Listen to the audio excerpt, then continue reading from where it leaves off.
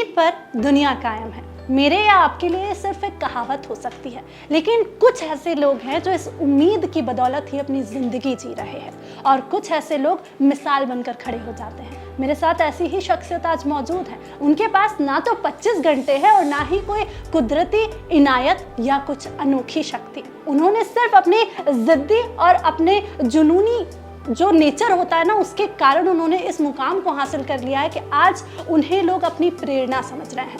विक्रम अग्निहोत्री मेरे साथ MP09 की इस एपिसोड में प्रेजेंट है। उनके बारे में कुछ बोलने से पहले मैं सिर्फ पढ़ना चाहती हूँ कि वो क्या क्या करते हैं, क्योंकि मेरे पास शब्द तो ख़त्म हो गए हैं। वो हैं एक लीडर, एक बिलीवर, एक sports enthusiast, footballer, swimmer, racer, successful entrepreneur, well motivational speaker, aero modeller and a go getter and so many more. अब मेरा सिर्फ 3 चीज़ें कहने का मन कर रहा है: अद्भुत, अविश्वसनीय और अकल्पनीय। चले मिलते हैं विक्रम अग्निहोत्री से।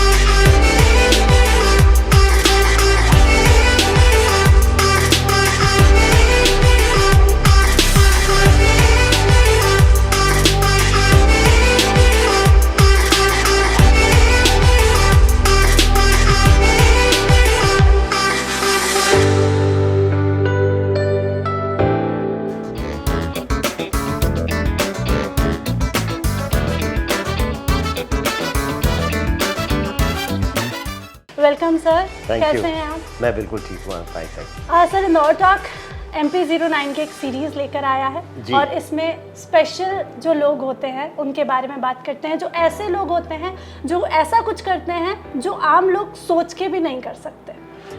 तो आपका उस सीरीज़ में बहुत स्वागत है सर। Thank you sir. एक ऐसी चीज़ होती है कि हम सोचते हैं कि हम ये कर लें। आपके पास तो एक था कि ठीक है ना, मेरे पास तो एक चैलेंज है जी। तो आपने कैसे उस उम्र में ये कैसे सोचा कि मैं कर लूँगा?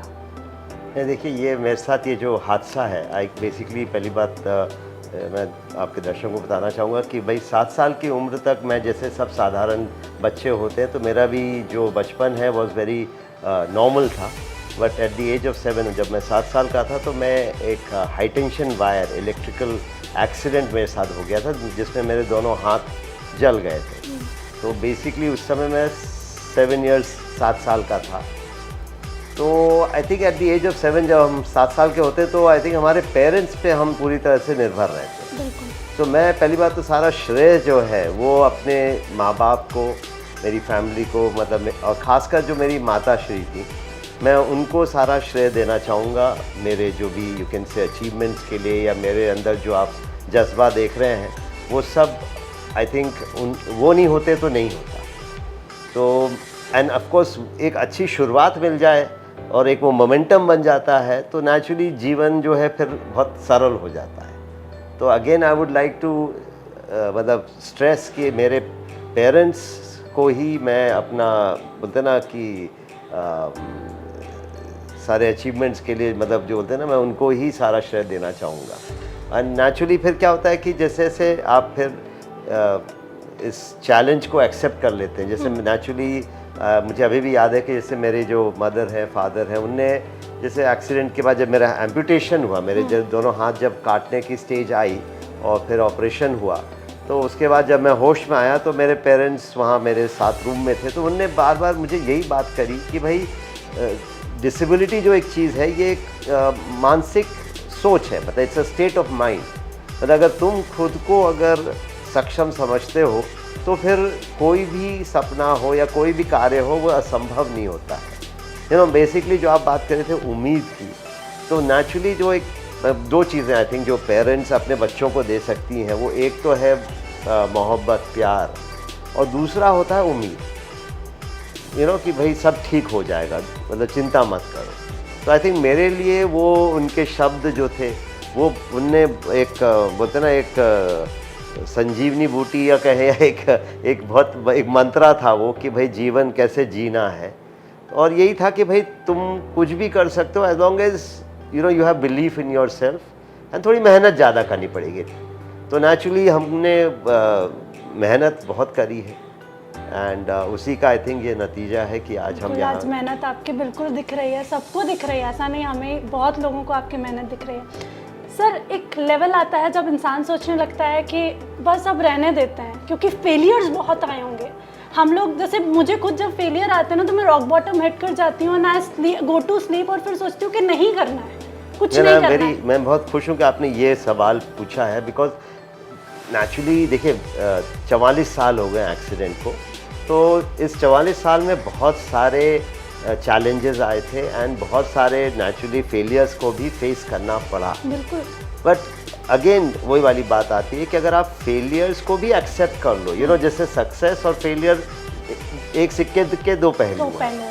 तो अगेन गोइंग बैक टू, अगर मेरे पेरेंट्स के अगर बात करूं कि मुझे सिर्फ कोशिश करने के लिए भी इतनी तारीफ मिलती थी, मैं अगर फेल भी हो जाता था ना तो भी चलता था। मेन जो फोकस था कि भाई एटलीस्ट तुमने कोशिश करी। तो फेलियर से डर के अगर हम कोशिश करना ही छोड़ दें तो उससे बड़ी आई थिंक मूर्खता कहें या गलती हो ही नहीं सकती। सर, बचपन में जब ये हादसा हुआ उसके बाद एक पॉइंट उस टाइम रहा होगा कि आप टूट गए होंगे, क्योंकि बच्चा है वो, एक 7 साल का बच्चा, और उसको हम क्या समझाएं। उसको तो ये लगता है ना कि हाथ से कमा, बहुत सारी कहावतें होती हैं, हाथ से कमाना होता है, ये होता है। पेरेंट्स भी टूट गए, भले उन्होंने दिखाया नहीं होगा, पेरेंट्स बिल्कुल टूटे होंगे, क्योंकि एक सहारा होता है जो मेल पार्ट ऑफ होता है, वो एक सहारा माना जाता है फैमिली का, आगे आने वाली जनरेशन्स के लिए, फादर के लिए एक सपोर्ट होता है। तो उस टाइम आपने क्या फील किया जब मम्मी आपको बोलती थी कि जाइए आप खेल के आइए बच्चों के साथ, नॉर्मल किड्स के साथ? और मैंने ये भी सुना है कि आपने नॉर्मल स्कूल में पढ़ाई की है, कोई स्पेशली एबल्ड स्कूल में नहीं गए? नहीं, देखिए एक तो क्या है कि जैसे मैंने फिर वही कहूँगा कि जब हम 7 साल के होते हैं ना, तो हमारा रिएक्शन इज़ बेस्ड ऑन हमारे पेरेंट्स का रिएक्शन। तो अगेन जब हम हॉस्पिटल में भी थे या अदरवाइज ऑल्सो नेचुरली, मतलब भाई देखिए कोई भी पेरेंट्स होंगे तो वो तो बिल्कुल ही टूट गए होंगे या they must have been devastated, वो सब हुआ होगा। बट मेरे सामने वो रोना धोना जो मेलोड्रामा जो होता है वो मेरे सामने कभी नहीं हुआ। इनफैक्ट आई रिमेंबर जब मेरे रिश्तेदार कुछ हमारे हॉस्पिटल आते थे मिलने, तो उनको पहले ही समझा दिया जाता था कि विक्रम के सामने कोई भी नेगेटिव बात नहीं करिएगा, डोंट लाइक ये नहीं कि बेचारे की ज़िंदगी ख़त्म हो गई, अब इससे कौन शादी करेगा या फालतू, हाउ इट इज़ जनरली। तो आई थिंक उनको पहले से समझा दिया जाता था। तो मेरे सामने जो पिक्चर जो पेंट की जाती थी वॉज वेरी नॉर्मल, जैसे कुछ हुआ ही नहीं। तो एक अंग्रेजी में भी एक कहावत है, ignorance is bliss. So sometimes not being aware of certain things is a good thing. भाई खासकर अगर आपके साथ कोई जैसे एडवर्सिटी या कोई ट्रेजेडी होती है और कोई आके वो जख्म को हमेशा कुरेदते रहेगा, so it's very difficult to then overcome those things. वो वापस आना उस चीज़ से हमें वही एक नेगेटिविटी, बट आप वहीं अटक जाते हैं, आप like you get stuck in that moment. And the only way जैसे बोलते हैं ना, life goes on. ये आपको ये चीज़ अपने दिमाग में बैठानी पड़ेगी कि कुछ भी हो जाए until you die. मतलब जिस दिन आपकी डेथ हो जाएगी that's the end. But otherwise life में मोड़ आएंगे, there will be, बोलते ना, the directions change होते रहेंगे, but it doesn't come to an end. So life basically I think का मतलब ये है कि you keep moving on, you move on. Sir, आपने इतनी फैमिली की बात की है, बड़े भाई भी हैं, मम्मी पापा आपके, आप इतना उनसे आइडियलाइज्ड हैं, तो आपकी फैमिली में कौन कौन है और कैसे क्या कुछ करते हैं वो लोग? नहीं देखिए, अनफॉर्चुनेटली जो हमारी माता श्री हैं उनका देहांत हो गया। शी डाइड इन 2019 जनवरी। उनका एक सर्जरी हुई थी और सर्जरी तो सक्सेसफुल थी, बट उनको इसके बाद एक सेप्टिसीमिया करके कंडीशन होती है, इन्फेक्शन हो गया था बॉडी में। तो unfortunately that was very tragic, मतलब वेरी सडन डेथ हो गई उनकी इन 2019। She was 71। Okay. End of course my father मेरे साथ हैं, he is retired police officer, is a retired IPS officer. तो वो है, ही इज़ 82। और मैं हूँ, मैं अगेन अनफॉर्चुनेटली कहिए या फॉर्चुनेटली कहिए, आई एम डिवोर्स्ड, तो आई एम ऑल्सो सिंगल। तो एंड मेरे बड़े भाई जो हैं वो अमेरिका में सेटल है। He is now taken the American citizenship, मतलब now he is been there for a long time. तो वो भाभी बच्चे उनकी फैमिली जो है वो यूएस में ही सेटल्ड है। They come to visit you? या we visit them, they come to visit us. Okay. So वो तो आजकल मतलब इट्स वो तो सब चलता रहता वो है। चाचू से फेमिलियर हैं? अरे वो बहुत बच्चे मतलब दे ज़्यादा। ऐसे चाचा जी इज व्हाट दे कॉल, मतलब you know with that American accent, so I am चाचा जी। सो एनीहाउ सो इंडिया में मैं और मेरे फादर ही अभी we are sort of two members. चलिए, आपके साथ आपके फादर भी यहाँ मौजूद हैं। जी, मैं बिल्कुल, उनसे भी- yes। सर, आपसे रिक्वेस्ट है कि आप आ जाइए। इतना अटूट साहस आपके अंदर से, वो साहस कहाँ से आया कि आप अपने बच्चे को सपोर्ट करें? क्योंकि पेरेंट्स खुद टूट जाते हैं ऐसे वक्त में, तो आपने वो विल पावर कहाँ से लेके आए कि आप विक्रम को उस बेड से सपोर्ट करके इतनी ऊंचाइयों तक पहुँचा दें?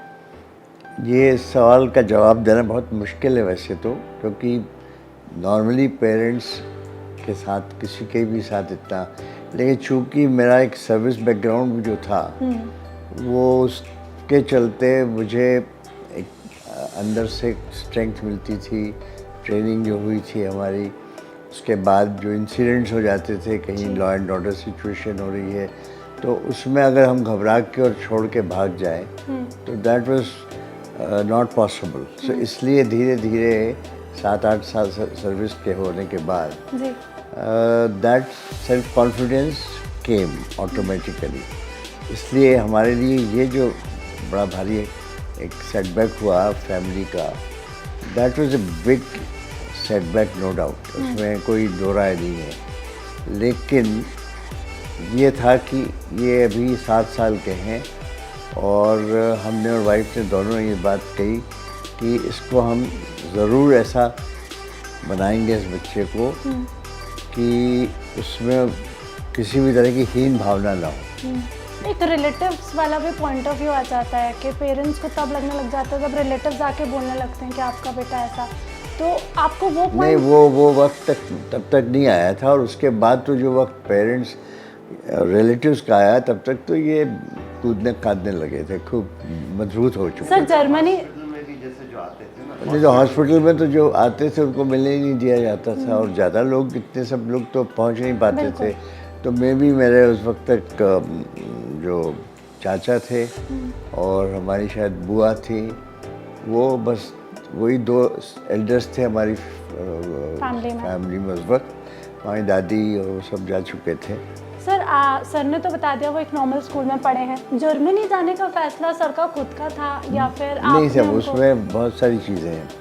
वो फैसला बहुत बाद में हुआ है।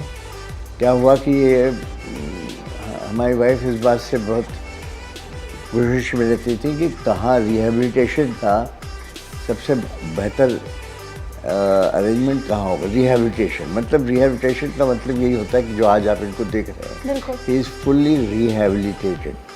इनके मन में कोई शिकवा शिकायत नहीं, इनके मन में कोई ऐसी बात नहीं है कि मैं ये नहीं कर सकता, मैं वो नहीं कर सकता, मैं फुटबॉल खेलूँगा तो गिर जाऊँगा से लेके, और इन्होंने और सब खेल खेले। जी, रैकेट यहाँ रखा, उससे टेनिस खेला, क्रिकेट का बैट पकड़ा और खड़े हो गए।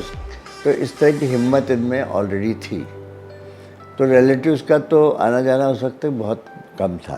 तो जैसे मेरा जो केस है, जैसे मेरा जो है परसेंटेज ऑफ डिसेबिलिटी, वो इट्स 90%।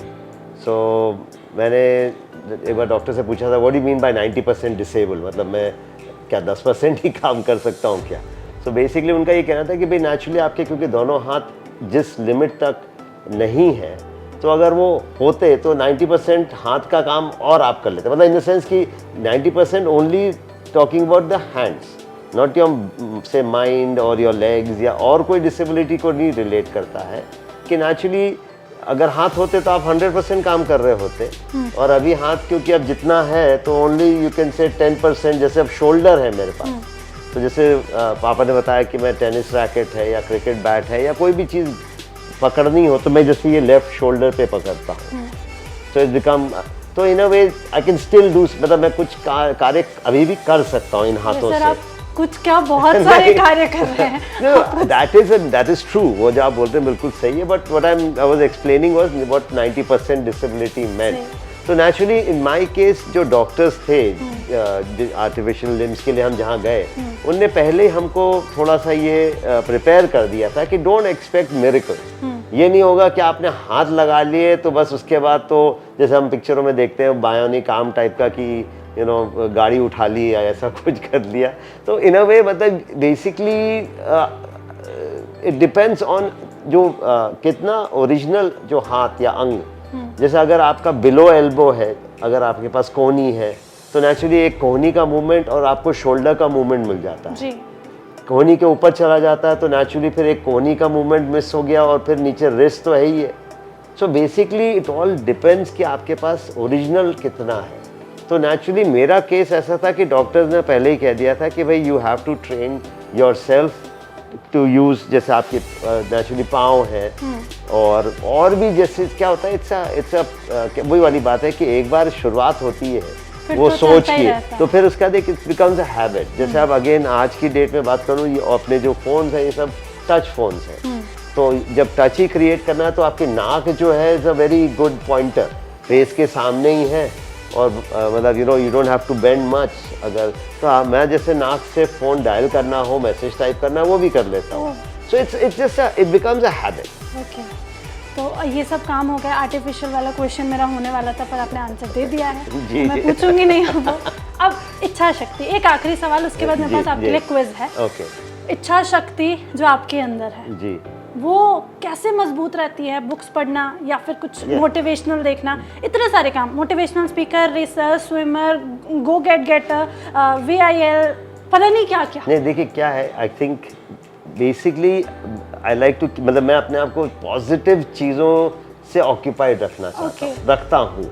मतलब even if I have to watch कोई टीवी सीरीज़ भी देखना होगी तो मैं ऐसी ही सीरीज़ देखता हूँ जिससे मुझे कुछ सीखने को मिलता है, जो पॉजिटिव चीज़ें आपको स्प्रेड करें। अनफॉर्चुनेटली हमारे OTT प्लेटफॉर्म में इतना सारा कंटेंट है बट उसमें बहुत सारा तो बिल्कुल ही बेकार है अनफॉर्चुनेटली।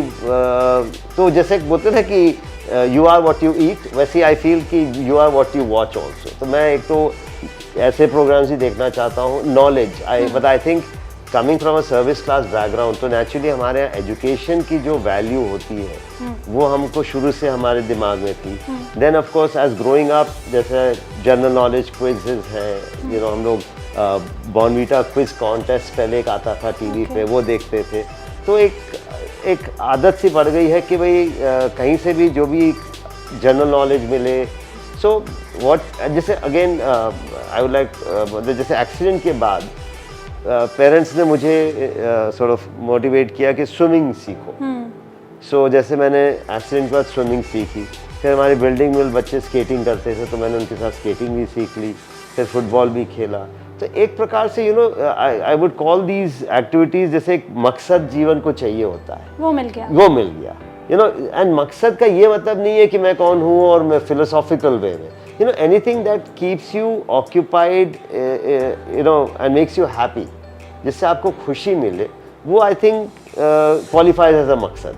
अच्छा, दैट कैन कीप चेंजिंग। जैसे मेरे लाइफ में भी it has changed over the years. कुछ चीज़ें अभी भी करता हूँ बट कुछ नई चीज़ें भी कर रहा हूँ। जैसे आजकल आई डोंट नो, मेरे को जैसे अगेन सारा श्रेय मैं हर बार देखना पेरेंट्स को दूंगा। मैंने इतनी देर में यही देखा है मतलब कि आपके parents- मुझे तो घर के कामों में बहुत शौक है। मतलब अगर मैं बोलूँ खाना बनाना हो, साफ सफाई हो, डेकोरेशन वाला काम हो, creating things, I don't know अगर पिक्चर में आ रहा है कि नहीं, जैसे एक लैंप, ये फादर के पीछे एक ये लैंप ये अभी हमने रिसेंटली बनाया है।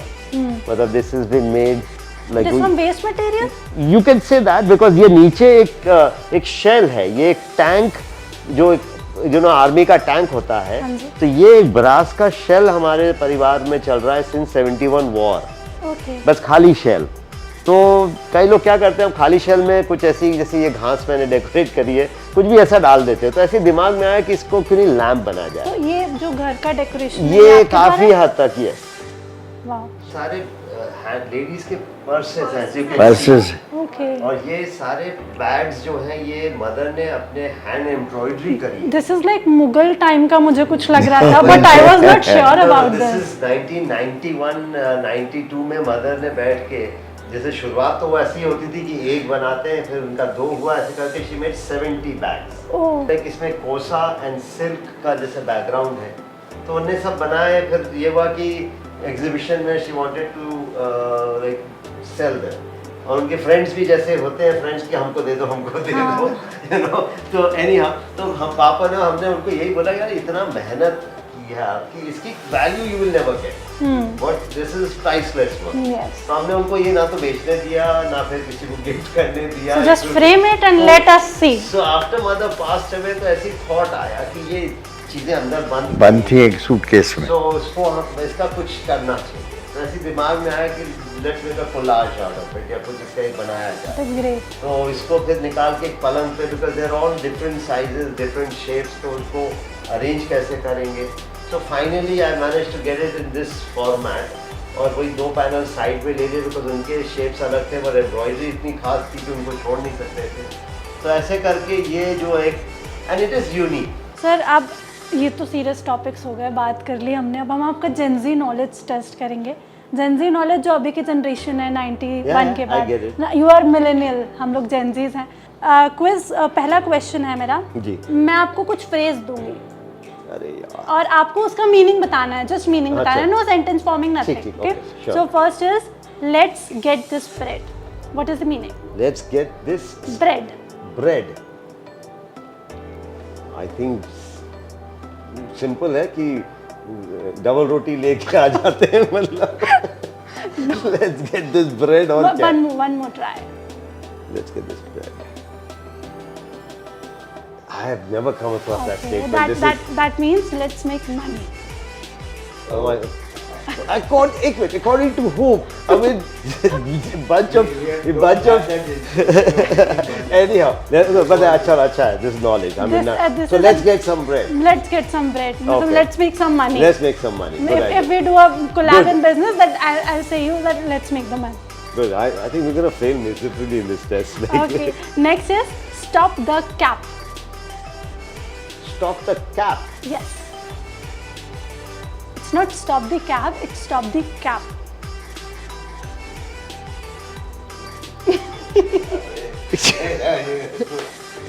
Yes. I mean, I can't even guess. You know, मतलब इस Just a small guess. No, I'm trying to, but stop this cap. Okay, so if I'm sitting with someone else and I'm blabbering something and I'm telling I have gone to this, I have gone to that, and you Acha, say me then something. Stop this cap. Yes, stop lying. I'm blabbering. I'm continuously blabbering, and then you'll say stop the cap. That means stop lying. Okay, thank you. I mean, seriously, this is Okay, next is drip. drip. Yes. What do you mean by this word? But we know medical term क्या होता है जब आप when you fall sick or you get that glucose drip just so you go and आपको drip लगा देते हैं। अच्छा दूसरा, of course we are into gardening, so एक drip irrigation जो No. होता है उसमें से थोड़ा पानी धीरे drip होता है। No gardening. I guess I don't know, leakage. There's something to do with leakage. No, it's fashion. It's fashion. Wow. These are the new terms given by Gen Zs. I mean, seriously, I don't want to comment on your future is bleak, boys and girls. It's like, this is the kind of I'm lingo. Gen Z, don't say that. No, but this is the. I mean, see, the idea of communication is that people should be able to understand you. Okay. Now, you said everything which went like, over our heads. I mean, like, So, I'm sorry, you failed in communication in that sense. Now is YOLO. You use WhatsApp? Yeah, YOLO. Yes, YOLO. What is that? Full form of YOLO. Oh, I know this one. That's an app SBI का YOLO जो है वो it's not an app. It's not an app. Your loving one. No, You love me. no. Sir थोड़ा help करिए, बताइए तो Literally failing. I know आप तो ऐसा आराम से बैठे। Okay. YOLO. No So shall idea. I tell you? No, yeah, please, of course. You only live once. Oh, you only live once. And the last is ADDI. अरे This is also a WhatsApp language. Sir. ADI. ADI? No. No, ADI as in? You should guess out of 5 into 1. No. Guess someone something. That's not helping. I'm telling you, it's like that is really I not don't have a gift. helping us. Otherwise, I have taken it back. Does anybody, sir, any guesses? Any? In fact, he's always the topper in college. But here, I think I'm totally. He failed.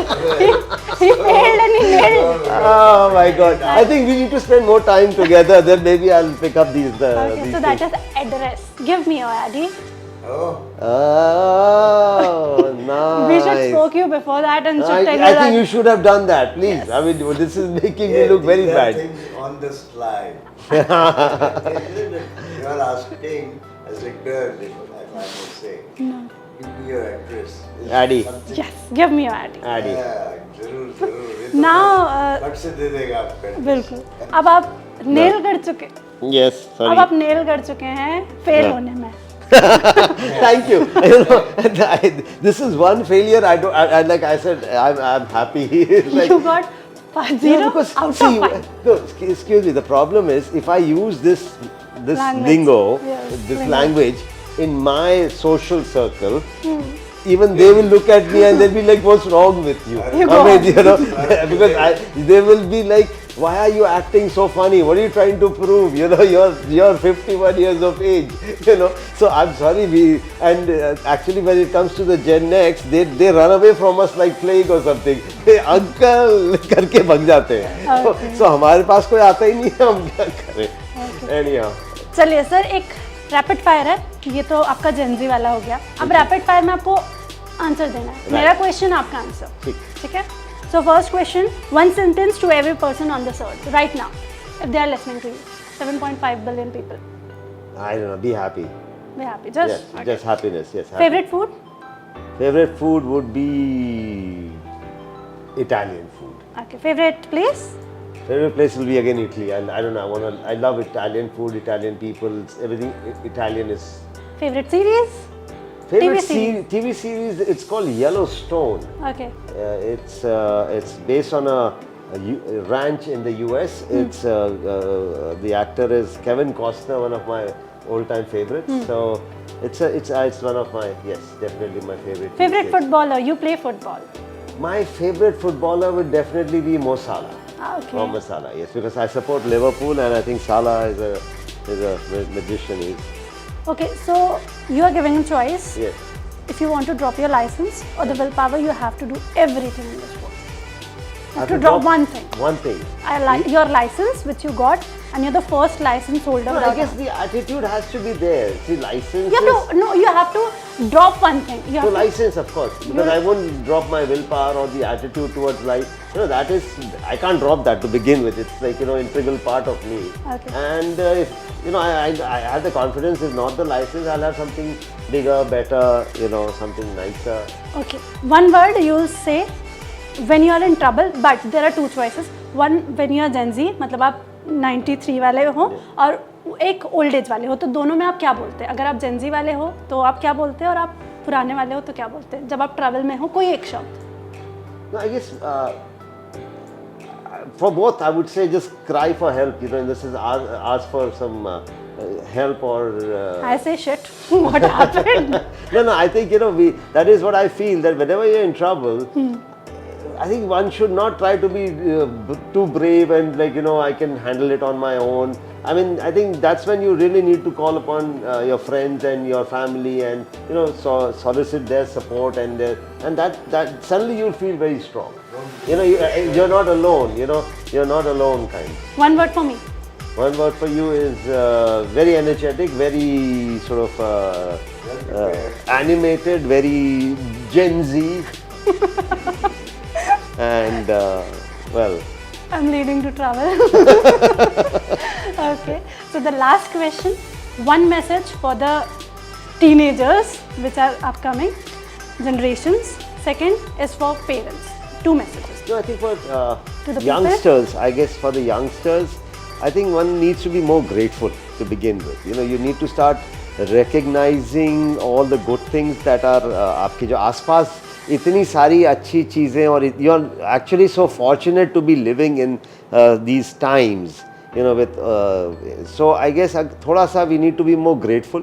We need to acknowledge those things and you'll feel the difference, when you start doing that, rather than thinking कि मेरे पास latest iPhone अभी 14 नहीं है और ये पुराना वाला है और I wish I had this और I wish I had that. If you just focus on what you have, you'll actually find so much contentment और एक आपको एक sense of calmness मिलेगी. So I think being grateful is something that I would really and of course दूसरा अगर दूसरा बोलोगे, it's like of course to have patience. Again when you look at a person like me, it's been 44 years of a lot of struggle, lot of hardships, lot of challenges. So things they don't incubate or materialize overnight. So and try to be yourself. Don't try to be like don't try to be something you're not, and don't try to copy others, and be original. ठीक. चलिए, आपका बहुत शुक्रिया sir हमारे साथ बात करने के लिए. तो MP09 की स्पेशल स्टोरी एपिसोड था जिसमें मेरे साथ थे विक्रम अग्निहोत्री थी, जिन्होंने मुझे एक ही बात सिखाई है, खुद ही को कर बुलंद इतना कि खुदा भी अपने बाशिंदे से आकर पूछे कि बता तेरी रज़ा क्या है. Till then, this is Princy Jain signing off. आप मेरी तारीफ करिए कमेंट सेक्शन में, और विक्रम अग्निहोत्री जैसी और भी अगर मोटिवेशनल स्टोरीज आपके पास हो तो शेयर करिएगा कमेंट बॉक्स में, या फिर इंदौर टॉक को टैग करिए. Till then, this is Princy Jain signing off. Take care.